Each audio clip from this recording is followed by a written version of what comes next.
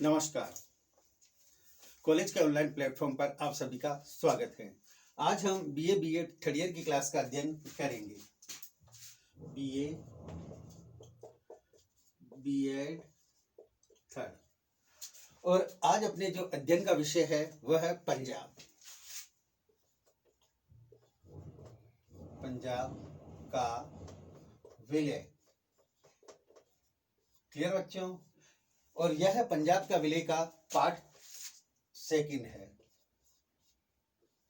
यानी इससे पहले वाले पार्ट में भी हमने पंजाब के विलय के बारे में विस्तृत जानकारी ली थी और रणजीत सिंह ने किस प्रकार अमृतसर की संधि की और पंजाब को अंग्रेजी शासन से बचाया, किस प्रकार मराठों को सहायता नहीं दी, न ही उसने मैसूर को सहायता दी, न अन्य किसी मुगल शक्ति को उसने सहायता दी और इस प्रकार अपने जो साम्राज्य है उसको बचाया। नेक्स्ट, पंजाब का जो शासक थे रणजीत सिंह जी, इनके बारे में हमने पढ़ा था।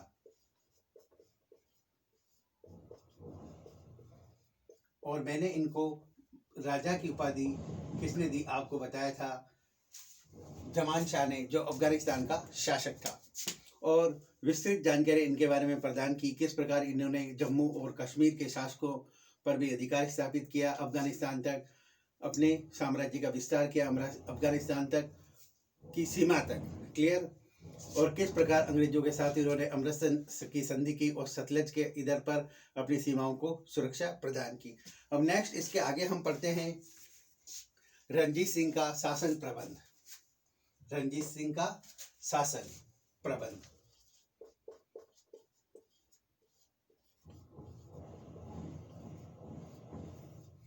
क्लियर बच्चों? रणजीत सिंह का शासन प्रबंध। रणजीत सिंह का शासन एक तंत्रीय शासन था, यानी उसमें राजा ही सर्वेसर्वा था। शासन में सर्वप्रथम राजा जो रणजीत सिंह थे और एक तंत्रीय था।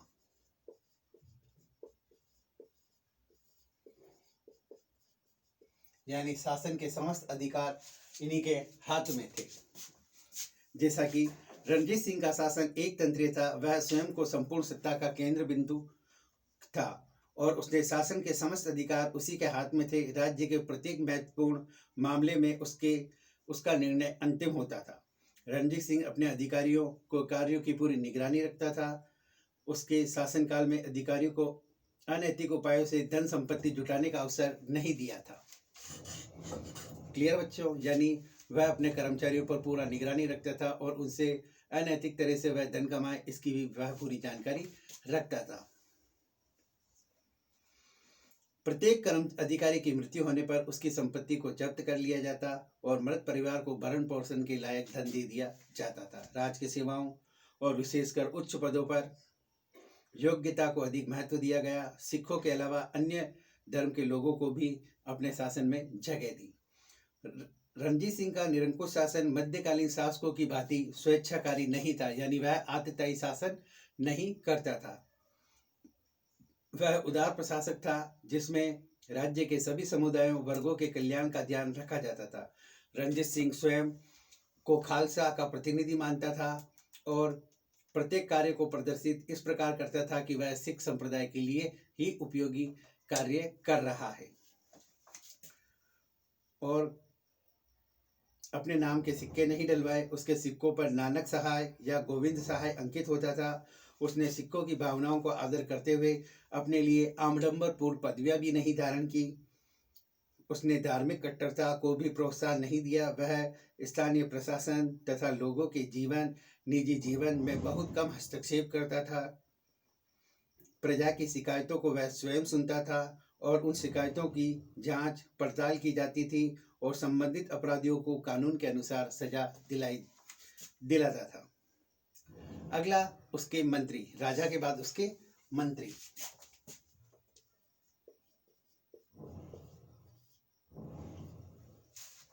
क्लियर? शासन व्यवस्था को सुचारू रूप से चलाने की दृष्टि से रणजीत सिंह अपनी सहायता के लिए 5 मंत्रियों की नियुक्ति कर रखा था। यानी इसके जो मंत्री थे वह 5 थे। नियुक्ति कर रखी थी। वे सभी सुयोग्य एवं विश्वास पात्र व्यक्ति थे और रणजीत सिंह को प्रत्येक विषय पर सलाह देते थे। पांचों में वजीर का पद सबसे महत्वपूर्ण था। ध्यान सिंह महाराजा रणजीत सिंह का वजीर था। वह डोगरा सरदार था और राज्य में उसे विशिष्ट स्थान प्राप्त था। वजीर के बाद विदेश मंत्री का पद महत्वपूर्ण था, यानी पहला वजीर, दूसरा विदेश मंत्री,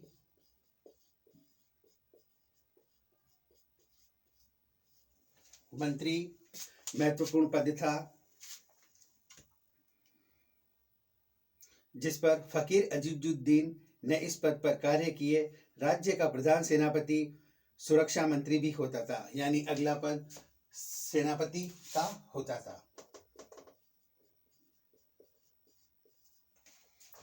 था। वित्त मंत्री का भी पद महत्वपूर्ण था, यानी एक और मंत्री थे वित्त मंत्री भी महत्वपूर्ण था। वित्त मंत्रियों में भवानीदास दीनानाथ का नाम उल्लेखनीय है और एक सुरक्षा मंत्री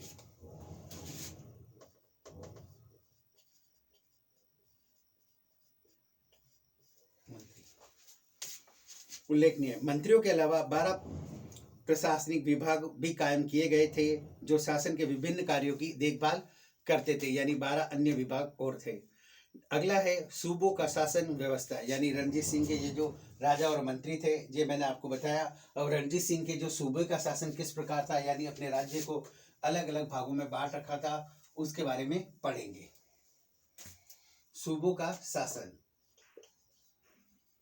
सूबों का शासन। रणजीत सिंह का राज्य 4 सूबों अथवा प्रांतों में विभाजित था, यानी कि टोटल सूबे 4 थे। 1 2 3 4 सूबे थे, जिनमें कश्मीर, मुल्तान,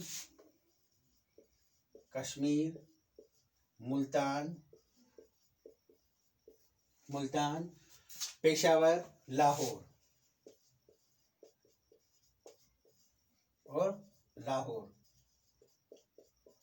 उसके 4 सूबे थे, कश्मीर, मुल्तान, पेशावर और लाहौर। सूबों के सर्वोच्च अधिकारी का नाम नाजिम कहा जाता था, यानी इन सूबों के प्रत्येक अधिकारी को नाजिम कहा जाता था, यानी इनका प्रमुख अधिकारी नाजिम।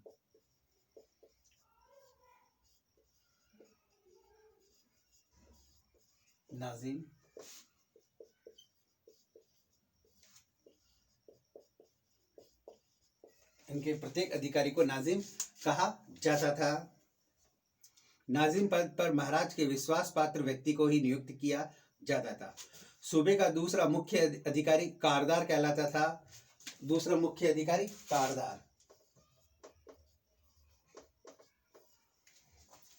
था।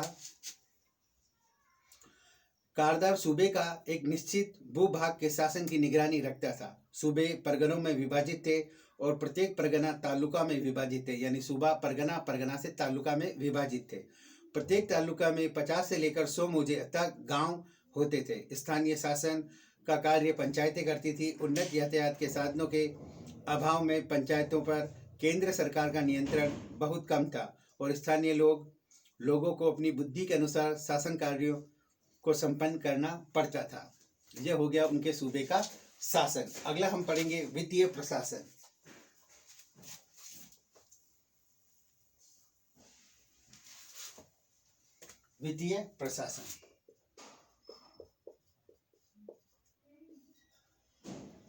वित्तीय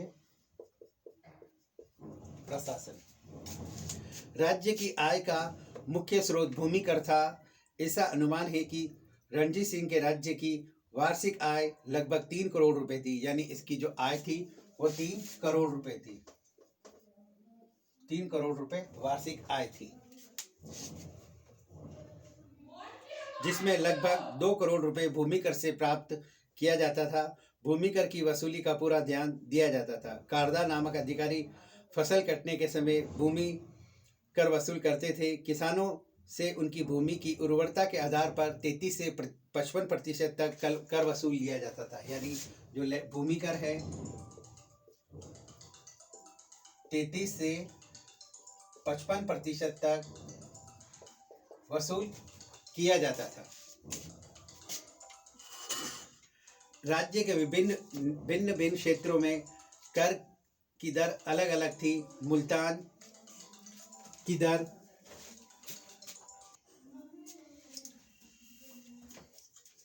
होता था 55% तक वसूल किया जाता था। राज्य के भिन्न भिन्न क्षेत्रों में कर की दर अलग अलग थी। मुल्तान क्षेत्र में कर की दर सबसे कम थी। 1823 ईस्वी तक बटाई पद्धति के अनुसार भूमि कर वसूल किया जाता था, परंतु 1823 में कनकुत पद्धति काम में लाई गई, जिसके अंतर्गत खेत में खड़ी फसल के आधार पर ही राज्य की मांग निर्धारित कर दी जाती थी।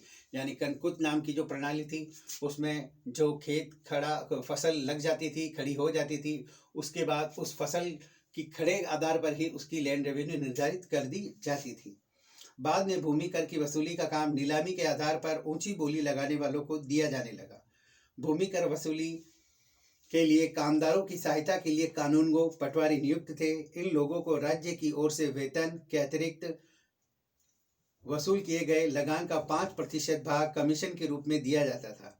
रणजीत सिंह ने किसानों को भलाई का हमेशा ध्यान रखा और निर्धारित दर से अधिक कर वसूल करने वाले अधिकारियों को सजा दी।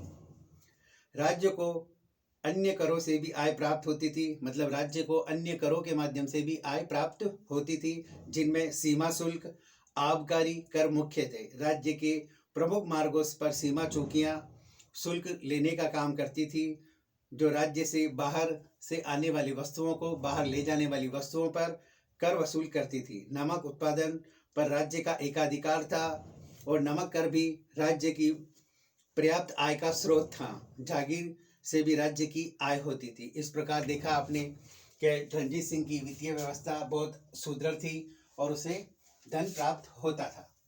अब हम अगला पढ़ेंगे न्याय व्यवस्था।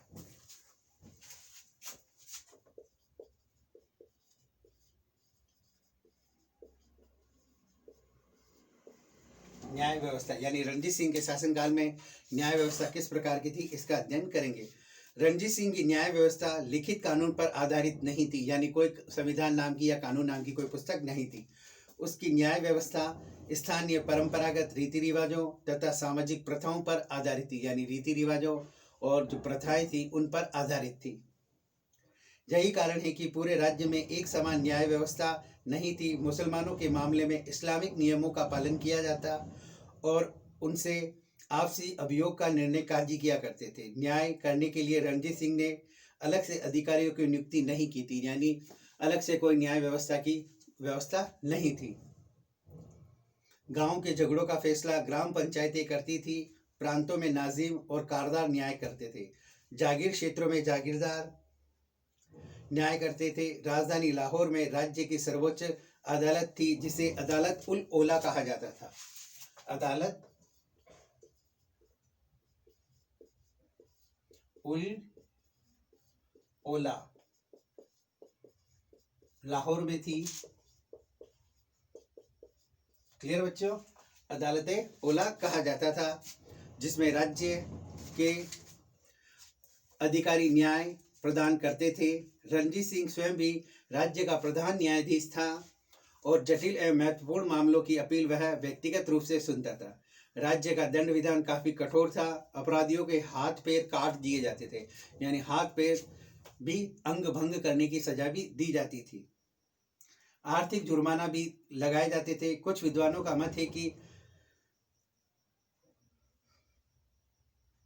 अधिक आर्थिक जुर्माना अदा न करने पर अपराधी की सजा कम कर दी जाती थी। ठीक है, इस प्रकार न्याय का अलग से कोई विधान नहीं था, अदालतें ओला थी। नेक्स्ट हम देखेंगे रणजीत सिंह की सैनिक व्यवस्था, सबसे इंपॉर्टेंट सैनिक व्यवस्था जो सबसे ज्यादा महत्वपूर्ण है और क्वेश्चन अक्सर इनसे आता है। यानी रणजीत सिंह की जो सैन्य व्यवस्था है उससे क्वेश्चन 100% आता ही रहता है। राज्य का विस्तार तथा राज्य की सुरक्षा के लिए एक शक्तिशाली सेना की आवश्यकता थी। अतः रणजीत सिंह ने आरंभ से ही सैनिक व्यवस्था में गहरी रुचि ली और कुछ विद्वानों का मानना है कि प्रशासन के क्षेत्र में रणजीत सिंह की सबसे बड़ी उपलब्धि एक नए सैन्य प्रशासन की स्थापना है। इस कथन में वजन भी था, क्योंकि रणजीत सिंह के पूर्व सिख सेना में घुड़सवारों का महत्व अधिक था। पैदल सैनिकों का विशेष महत्व नहीं दिया गया था। प्रशिक्षण तथा अनुशासन की गहरी कमी थी। रणजीत सिंह की नई सेना व्यवस्था की एक प्रमुख विशेषता प्रशिक्षित सेना का गठन है। उसकी सेना के दो भाग थे, फौज ए खास और फौज ए बेकवायद। यानी रणजीत सिंह की सेना दो प्रकार की थी, फौज ए खास, फौज ए बे कवायद।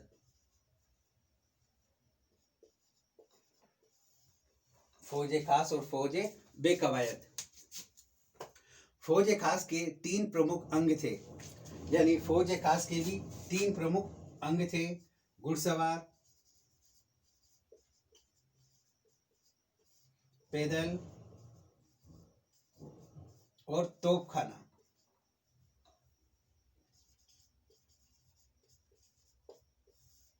तोपखाना।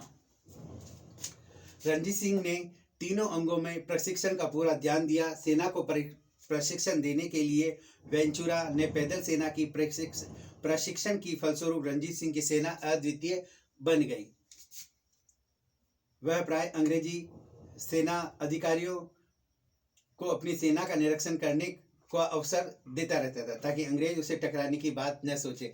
यानी कोई अंग्रेज आता तो उन्हें सेना जरूर दिखाता, ताकि कोई अंग्रेज अधिकारी उनकी सेना से टक्कर लेने की न सोचे। 1838 में गवर्नर जनरल लॉर्ड ऑकलैंड ने रणजीत सिंह की सेना का निरीक्षण करने के बाद उसे विश्व की योग्यतम सेना बताया। दूसरी विशेषता एक शक्तिशाली तोपखाने की है। 1810 में पहली बार दरोगा एक तोपखाना नामक पदाधिकारी नियुक्त किया गया। 1827 में जनरल कॉट को तोपखाने का काम सौंपा। 1832 में कर्नल गार्डनर को तोपखाने के पुनर्गठन का काम सौंपा। तोपखाने के भी तीन भागों में विभाजित किया गया था, यानी तोपखाना भी तीन भागों में विभाजित था। पहला तोपखाना जिंसी, जिनमें मध्यम और भारी वजन की तोपें रखी गई थी, यानी तोपखाना जिंसी में भारी भारी तोपें थी। दूसरा तोपखाना अस्पी, जिसमें हल्की तोपों को रखा गया। तीसरा है जुबूर खाना, तोपों के निर्माण के लिए, अन्य प्रकार के शस्त्रों के निर्माण के लिए लाहौर में इस कारखाने की स्थापना की गई। जिन सिख घुड़सवारों को सैनिक प्रशिक्षण पसंद नहीं था, उन्हें फौज बेकवायद में रखा गया। यानी जिनको ये पसंद नहीं था तो उन्हें फौज बेकवायद में रखा गया प्रशिक्षण, यानी जो वेस्टर्न तरीके से परीक्षण नहीं लेना चाहते थे। इसमें भी दो प्रकार के सैनिक थे, घुड़चढ़ा खास और मुसलदार के अनुयायी। इसके भी दो अंग थे, घुड़चढ़ा खास और मिसलदार के अनुयायी।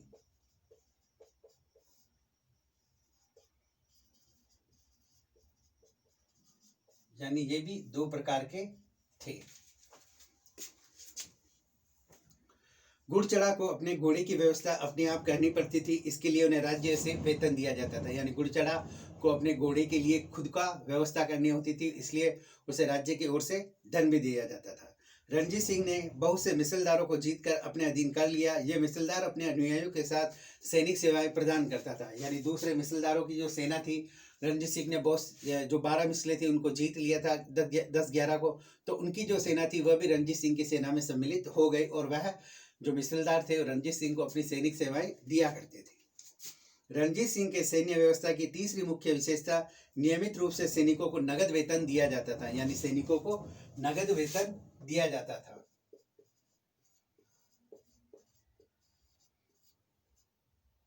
नगद वेतन दिया जाता था।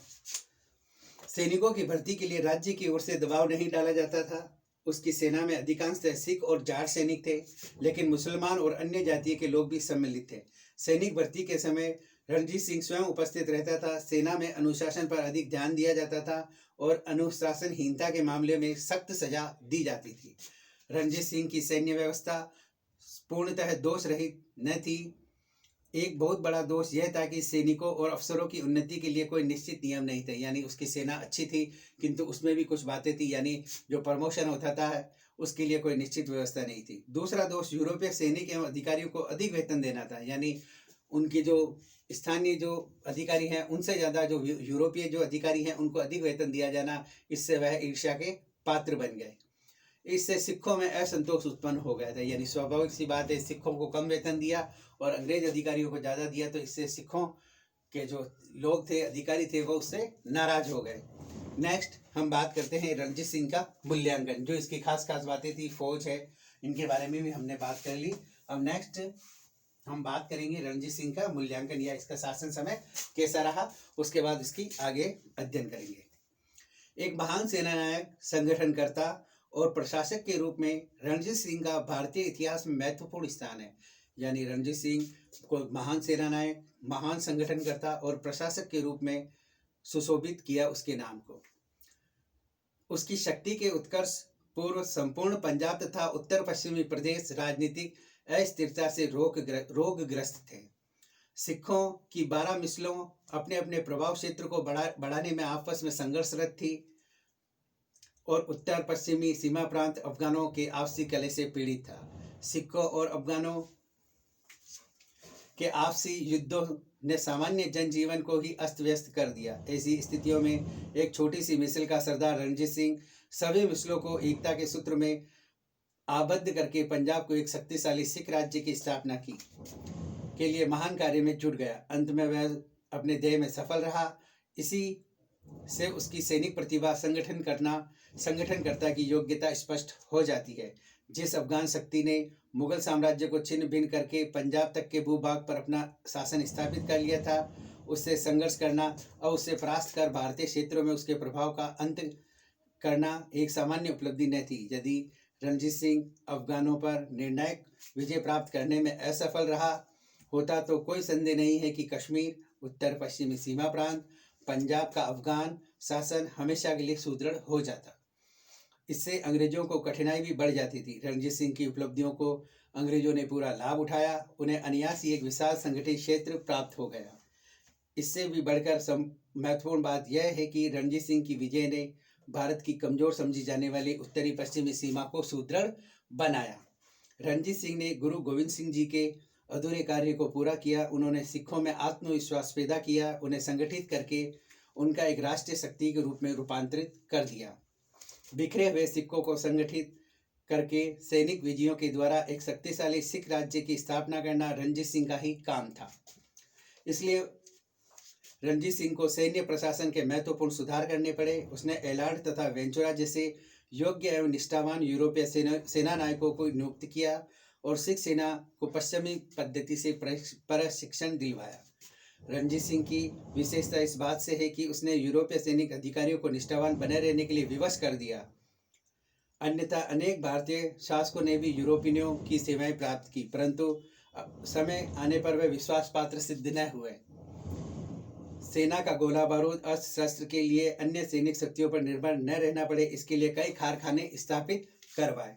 रणजीत सिंह ने बिना किसी भेदभाव के सभी लोगों को उच्च पदों पर प्रदान किया, परंतु सिख पर नियंत्रण बनाए रखने के लिए उसने डोगरों, राजपूतों, यूरोपियनों को सुविधाएं प्रदान की। इसका बुरा परिणाम यह निकला कि उसके दरबार में दलबंदी शुरू हो गई, जो सिख राज्य के पतन का कारण बनी।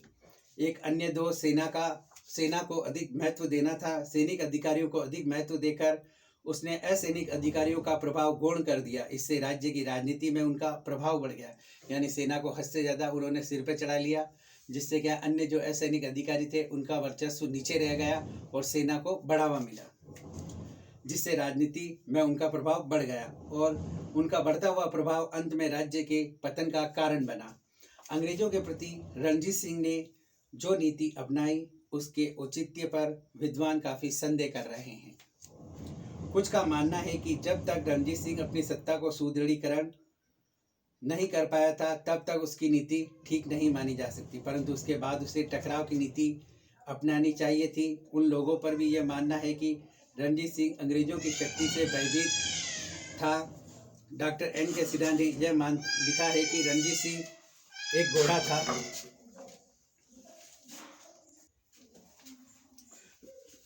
ने कहा है,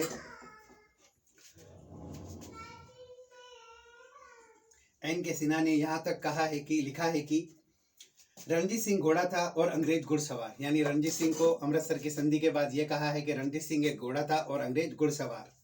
जैसे घुड़सवार अपनी इच्छानुसार घोड़े को हाँक ले जाता है, वैसे ही अंग्रेज रणजीत सिंह के कार्य करवाते रहे। वस्तुतः रणजीत सिंह अंग्रेजों की नीति का सही मूल्यांकन नहीं कर पाया या सही कदम उठाने से चूक गया।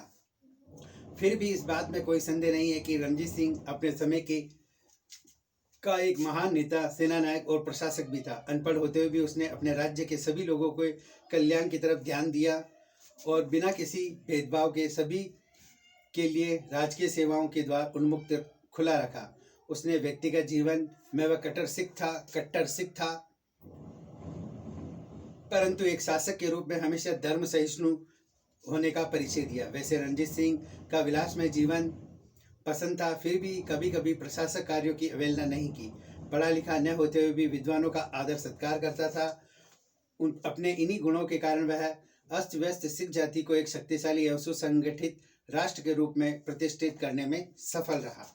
इस प्रकार हम देखते हैं कि रणजीत सिंह में बहुत सी बातें थी, फिर भी वह अपने एक राष्ट्र के रूप में अपने जाति को संगठित किया और पंजाब का एकीकरण किया और पंजाब को एक सशक्त, जो सिखों का एक मजबूत पक्ष बनाया। किंतु उसकी मृत्यु के बाद अंग्रेजों ने पंजाब के प्रति अन्य नीति का अनुसरण किया। पंजाब के का अंग्रेजी राज्य में विलय। अब हम पढ़ेंगे पंजाब में अंग्रेजी राज्य का विलय। इसमें प्रथम आंग्ल सिख युद्ध, प्रथम आंग्ल सिख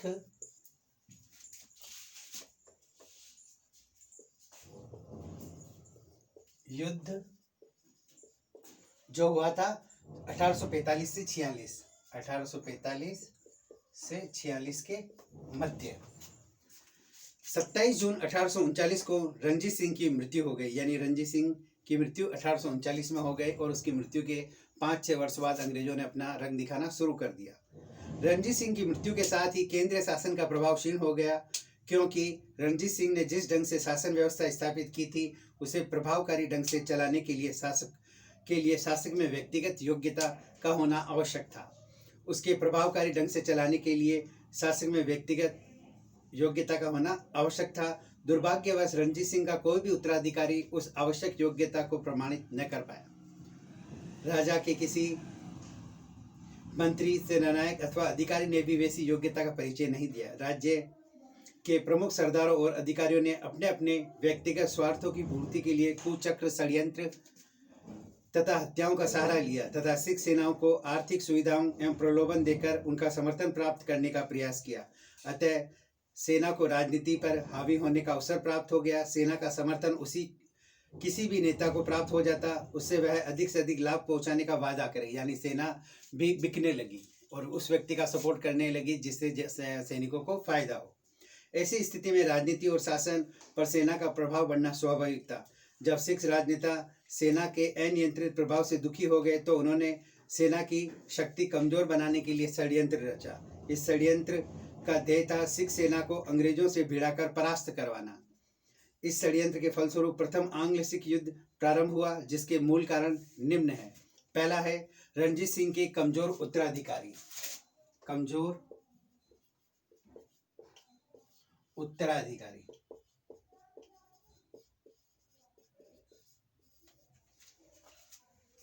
रणजीत सिंह के 7 पुत्र थे और उनमें से प्रत्येक महाराज बनने का स्वप्न देखा करता था। रणजीत सिंह की मृत्यु के बाद उसका ज्येष्ठ पुत्र खड़क सिंह गद्दी पर बैठा। यद्यपि उसके भाई शेर सिंह ने अंग्रेजों से सांठगांठ करके गद्दी प्राप्त करने का प्रयत्न किया। खड़क सिंह एक अयोग्य एवं विलासी व्यक्ति था, अतः उसने शासन संबंधी कार्यों में रुचि नहीं ली। परंतु खड़क सिंह का युवा पुत्र नौनिहाल सिंह योग्य एवं महत्वाकांक्षी व्यक्ति था, यानी रणजीत सिंह का पोता। उसने शीघ्र ही शासन की बागडोर अपने हाथ में ले ली और वह सिख राज्य में डोगरा सरदारों के प्रभाव को समाप्त करना चाहता था, क्योंकि उसके अनुसार वे शेर सिंह के समर्थक थे। नवंबर 1840 में खड़क सिंह की मृत्यु हो गई और उसके दाह संस्कार के लौटते समय एक दर्दनाक दुर्घटना में उसका लड़का नौनिहाल सिंह घायल होकर उसी रात मर गया। कुछ विद्वानों की मान्यता है कि यह दुर्घटना डोगरा सरदार गुलाब सिंह का षड्यंत्र के परिणाम के फलस्वरूप हुई थी। खड़क सिंह और नौनिहाल सिंह की मृत्यु के बाद डोगरा सरदारों ने रणजीत सिंह के पुत्र शेर सिंह का पक्ष लिया, तो सिंगनवालिया सिख सरदारों ने खड़क सिंह की विधवा चांद कौर को गर्भवती बताया और पुत्र होने पर उसे संरक्षिका के रूप में कार्य करने का प्रस्ताव दिया। दोनों ही पक्षों ने अंग्रेजों से सहायता प्राप्त करने का प्रयास किया, जिससे अंग्रेजों ने पंजाब की राजनीति में सक्रिय भाग लेने का अवसर मिल गया। यानी पंजाब के जो सिख थे ये लोग, इन्होंने इनवाइट कर दिया अंग्रेजों को। उन्होंने शेर सिंह को अपना गुप्त समर्थन दिया। शेर सिंह ने सेना का एक भाग को अधिक वेतन का लालच देकर अपनी ओर मिला लिया, यानी सेना में फूट पटक दी और उसकी सहायता से लाहौर पर अधिकार कर गद्दी पर बैठ गया।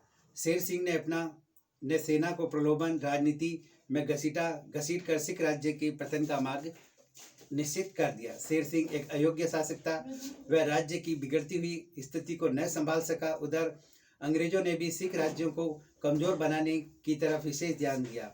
अंग्रेजों के कहने पर सिंगनवालिया सरदारों को पुनः दरबार में स्थान दिया गया, जो डोगरा सरदारों के शत्रु थे। फलस्वरूप सिंगनवालिया व डोगरा सरदार के मध्य संघर्ष प्रारंभ हो गया। 1842 में सरदारों ने चांद कौर का कत्ल कर दिया, जो गर्भवती थी। तब सिंगनवालिया सरदारों ने राज्य में हत्याओं का सिलसिला चल पड़ा। ध्यान सिंह के लड़के हीरा सिंह ने सेना की सहायता से लाहौर पर अधिकार कर अनेक सिंगनवालिया सरदारों को मौत के घाट उतार दिया। हीरा सिंह के समर्थन से रणजीत सिंह के 9 वर्षीय पुत्र दलीप सिंह को गद्दी पर बिठाया गया, यानी एक छोटे से बेटे, उसका सबसे छोटा बेटा दलीप सिंह गद्दी पर बैठा। रणजीत सिंह की विधवा रानी जिंदन या झिंडन को दिलीप सिंह की संरक्षिका नियुक्त किया। कुछ दिनों बाद तो रानी और हीरा सिंह के संबंध अच्छे रहे, परंतु रानी का चरित्र संदेहपूर्ण था। सरदार लाल सिंह से साथ उसकी प्रेम की चर्चा का विषय बन गया था। अब रानी जिंदन शासन में हीरा सिंह के प्रभाव को समाप्त करना चाहती थी। अतः 21 दिसंबर 1844 को हीरा सिंह की हत्या करवा दी और शासन की बागडोर रानी के भाई वजीर जवाहर सिंह तथा रानी के प्रेमी लाल सिंह के हाथ में चली गई। परंतु उन दोनों में इतनी योग्यता नहीं थी कि राज्य की बिगड़ती हुई स्थिति को सुधार सके। रणजीत सिंह ने कमजोर एवं अयोग्य उत्तराधिकारों के कारण राज्य की शक्ति और समृद्धि स्नेह समाप्त होती जा रही थी। उधर अंग्रेज पंजाब को हथियाने के लिए आमादा हो रहे थे। यह पहला कारण है आपके सामने कि कोई योग्य उत्तराधिकारी नहीं रहा और आपस में लड़कर अंग्रेजों से सहायता प्राप्त करने का मौका देखने लगे। दूसरा है सरदारों का आपसी संघर्ष। सरदारों का आपसी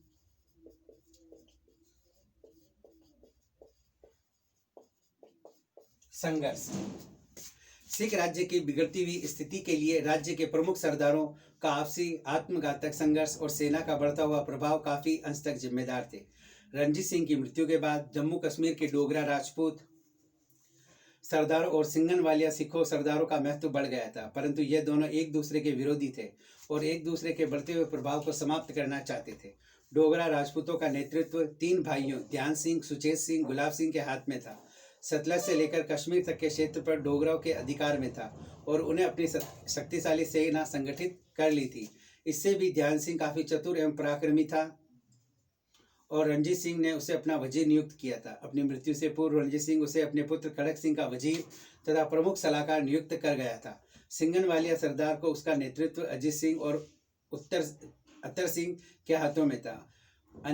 उनके पास भी विस्तृत जागीरें थी, परंतु सेना में उनका कोई प्रभाव नहीं था। 1845 में उन्होंने महाराजा शेर सिंह और उसके पुत्र प्रताप सिंह तथा वजीर ध्यान सिंह को मौत के घाट उतार दिया। ये बात पसंद नहीं आई उनको और शासन की बागडोर अपने हाथ में लेने का प्रयास किया, किंतु ध्यान सिंह के लड़के हीरा सिंह ने उनकी योजना को विफल बना दिया और स्वयं वजीर बन गया। वजीर बनने के बाद हीरा सिंह ने सिंगनवालिया सरदारों से अपने पिता की हत्या का बदला लेने के फलस्वरूप अजीत सिंह, लहन सिंह को लगभग 600 सिंगनवालियों को मौत के घाट उतार दिया। इस प्रकार सरदारों के आपसी संघर्ष के परिणाम अनेक योग्य सरदार नेता अपने प्राणों से हाथ धोना पड़ा। 1844 में हीरा सिंह की भी हत्या कर दी गई। इस प्रकार हमने देखा कि किस प्रकार सिख राज्य में रणजीत सिंह की मृत्यु हुई और वह आपस में लड़ने लगे। जो उसके जो सरदार थे प्रमुख अपना अपना प्रभाव क्षेत्र में जमाने लगे, जिससे सिख राज्य कमजोर होता गया। आगे हम पढ़ेंगे सिख सेना का राजनीति में प्रवेश। महाराजा रणजीत सिंह के शासनकाल में सिख सेना अपने शासक के प्रति निष्ठावान रही, यानी रणजीत सिंह जब तक शासक था सिख सेना भी उसके प्रति निष्ठावान बनी रही।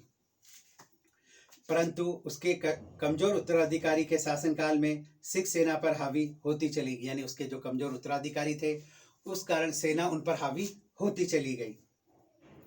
शेर सिंह से लेकर दलीप सिंह तक सभी महाराजाओं, मंत्रियों और सरदारों ने अपनी स्थिति एवं सत्ता को बनाए रखने के लिए सेना का सहयोग प्राप्त करने की जी तोड़ कोशिश की, प्रयत्न किया और सहयोग की ऊंची कीमतें भी चुकाने का आश्वासन दिया।